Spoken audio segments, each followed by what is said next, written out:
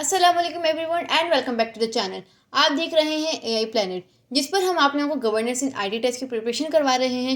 इस चैनल पर already 3 playlist बन चुकी हैं, maths, English and IQ level की। इससे पहले अगर आप मेरे इस चैनल पर नए हैं तो मेरे चैनल को ज़रूर सब्सक्राइब कर दें और साथ ही साथ लगे बेल आइकन को प्रेस कर दें ताकि हमारी हर न्यू आने वाली वीडियो आप तक नोटिफिकेशन पहुँचती रहे। तो शुरू करते हैं अपना आज का टॉपिक।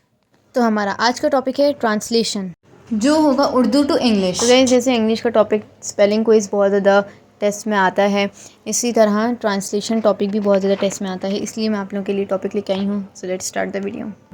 तो गाइस, मैं आप लोगों को इसका मेथड बता दूँ, बहुत ही सिंपल सा है। सबसे पहले हमारे पास एक उर्दू सेंटेंस आएगा और उसके साथ नीचे 4 ऑप्शंस होंगे जो कि इंग्लिश में होंगे, यानी कि उसी उर्दू सेंटेंस का ट्रांसलेशन होगा बट अलग अलग तरीके से। तो हमें उनमें से ढूंढना है कि इस जो उर्दू का सेंटेंस है उसका करेक्ट ट्रांसलेशन इन 3 या 4 ऑप्शंस में कौन सी वाली होगी। So let's start the video. Number 1, वो एक गांव में रहा करते थे। ऑप्शंस हमें दिए हुए हैं, इसको मैं आप लोगों को पढ़ के बता देती हूँ। A, they use to live in a village. B, they use to living in a village. C, they use to live in a village. D, they use to live in a village. आप इसका correct option choose करके बताएं और अपने पास note भी कर लें कि आप लोगों ने कितने सही गैस किए हैं। तो इसका करेक्ट ऑप्शन है A, they used to live in a village. Number 2, मार्च में मौसम बहार शुरू होता है। ऑप्शंस हमें दिए हैं, पढ़ के बता देती हूँ। A, the spring sets in March. B, the spring set in March. C, the spring setting in March. D, the spring set in March. इसका सही ऑप्शन बताएं आप लोग। तो इसका सही ऑप्शन है A, the spring sets in मार्च। 3, अगर वो अमीर होता तो दूसरों की मदद करता। ऑप्शंस आपको दिए हुए हैं, रीड करके बता देती हूँ। A, if he were rich he would help others. If he was rich he would help others. If he had rich he would help others. If he is rich he would help others. आप इसका correct option guess करें। तो इसका correct option है A, if he were rich he would help others. 4, नतीजे का ऐलान होने वाला है। Options are given. A, the result is going to be announced. B, the result is going to announce. C, the result is going to announced. D, the result is going to be announced. Choose the right option. Hopefully आप लोग अपने साथ साथ सारे answers note कर रहे होंगे कि आप लोगों ने कितने सही गैस किए हैं। इससे आपको ये पता चलेगा कि आप लोग कितने अच्छे हैं ट्रांसलेशन में। तो इसका करेक्ट ऑप्शन है A, the result is going to be announced. अगर आप अभी गौर करें तो option A and option D दोनों सेम ही हैं, क्योंकि बहुत से लोग बहुत ज़्यादा कंफ्यूज हो रहे होंगे। शायद बहुत से लोगों ने नहीं नोटिस किया होगा कि ऑप्शन ए के अनाउंस में ईडी है और ऑप्शन डी के अनाउंस में ईडी नहीं है, वो सिर्फ सिंपल अनाउंस है। तो यहाँ पर जो पूछा जा रहा है नतीजे का ऐलान होने वाला है, यानी कि फ्यूचर की बात कर रहे हैं। तो the result is going to be announced, यानी कि अनाउंस होगा। The result is going to be announce, ये थोड़ी ग्रामेटिकली गलत है। तो हम इन चीज़ों का आपको टेस्ट देते हुए आपको ध्यान रखना है, ख़ास तौर पर ई आर का, ई डी का, एस का। तो ये छोटी मोटी गलतियाँ आपके मार्क्स काट सकती हैं, तो इसको ज़रा देख के कीजिएगा। तो बढ़ते हैं अपने नेक्स्ट क्वेश्चन की तरफ। होपफुली आपको ये वाला समझ आ गया होगा। 5, वो ज़रूर इस वक्त किताब पढ़ रहा होगा। Options are given. A, he will be reading the book at this time. B, he must be reading the book at this time. C, he may be reading the book at this time. D, he might be reading the book at this time. Options आपको दिए हुए हैं, correct option choose करना है।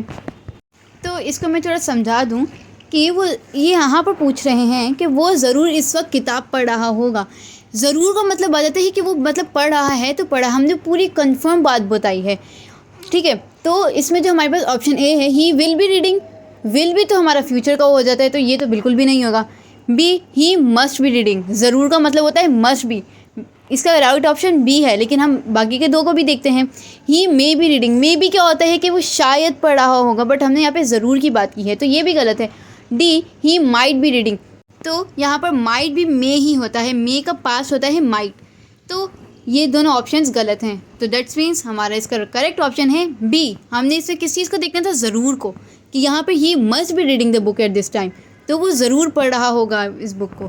तो हमें इस तरह की छोटी छोटी चीज़ों को देख के पढ़ना है, क्योंकि हम इसमें ऑप्शन डी भी आप लोग चूज़ कर सकते थे, क्योंकि मस्ट एंड माइट आप में थोड़ा आई गेस थोड़ी कन्फ्यूजन हो जाती, बट मस्ट का मतलब होता है यकीन, लेकिन यकीनन 100% कन्फर्म के साथ हम बात कह रहे हैं। 6, उन्होंने ट्रेन पकड़ने के लिए दौड़ लगाई। ऑप्शन हमें दिए हुए हैं।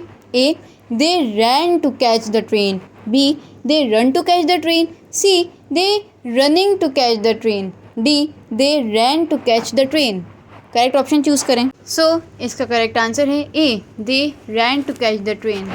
7, क्या सूरज गरूब हो रहा था? Option are given. A, was the sun setting?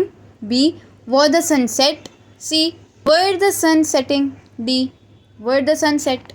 तो गाइस वैसे तो इसमें बहुत कॉमन सेंस वाली बात है। अगर हम अपना थोड़ा सा कॉमन सेंस यूज़ करें तो आप देखें हमें जो दिया हुआ है सवाल, उसमें उसके एंड में क्वेश्चन मार्क है, क्योंकि हमसे एक सवाल पूछा गया है।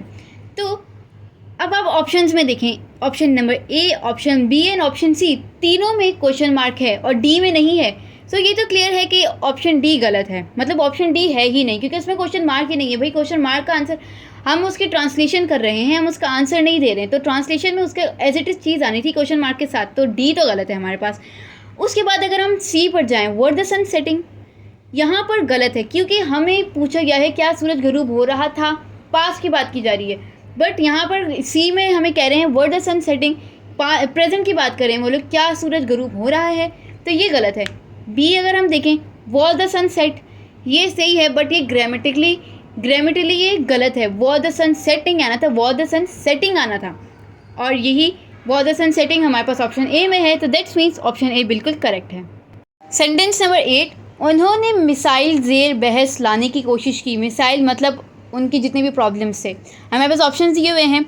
ए है हमारे पास, they try to discuss the problems. B, they try to discuss the problem. C, they try to discuss the problem. D, they try to discuss the problem. इसमें करेक्ट ऑप्शन ढूंढें आप लोग कौन सा है। इसका करेक्ट ऑप्शन है option A, they try to discuss the problem. उन्होंने मिसाइल ज़ेर बहस लाने की कोशिश की।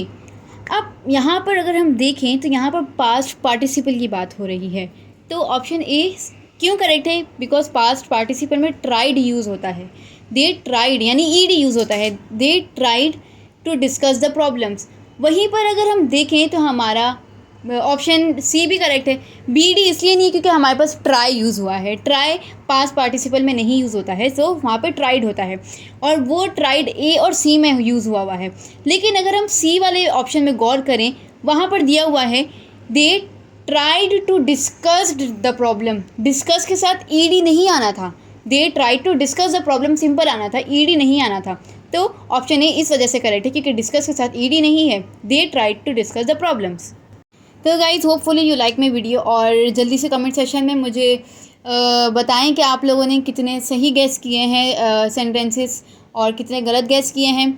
तो hopefully you like my video, don't forget to subscribe, like and share, और मुझे कमेंट में आप लोग ये भी बताएं कि आप लोगों को नेक्स्ट वीडियो कौन सी चाहिए टेस्ट के हवाले से। तो जल्दी से कमेंट सेक्शन में बताएं। तो होपफुली आपको ये अच्छी लगी होगी वीडियो। तो मिलते हैं अपनी नेक्स्ट वीडियो में, तब तक के लिए टेक केयर एंड अल्लाह हाफिज़।